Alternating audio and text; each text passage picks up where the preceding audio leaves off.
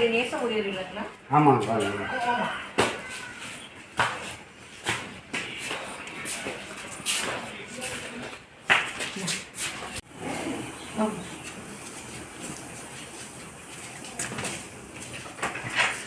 வாங்க வாங்க வாங்க. வணக்கம் வணக்கம் வணக்கம் வணக்கம். உட்காருங்க உட்காருங்க. மேலே வைங்க மேலே வைங்க. உட்காருங்க உட்காருங்க உட்காருங்க.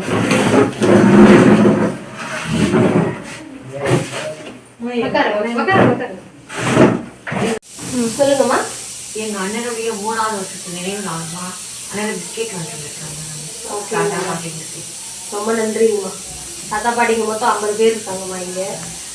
நீங்கள் ஃபுட்டாக தான் கொடுக்கணும்னு இல்லை, இந்த மாதிரி சின்ன சின்ன ஹெல்ப் பண்ணுறது கூட எங்களுக்கு ரொம்ப ஹெல்ப்ஃபுல்லாக இருக்கும். நீங்கள் சாப்பாடு தான் கொடுக்கணும்னு இல்லை, தாத்தா பாட்டிங்களுக்கு மல்லிகை செலவு வாங்கி கொடுக்கலாம், சோப் ஐட்டம்ஸ் எல்லாம் கொடுப்போம். நம்ம சோப்பு சர்ஃபு பெனாயில் அதெல்லாம் கூட வாங்கி கொடுக்கலாங்கம்மா. தாத்தா பாட்டிங்களுக்கெல்லாம் ஹெல்ப்ஃபுல்லாக இருக்கும். அந்த யூஸ் எல்லாம் பண்ணுவோம்.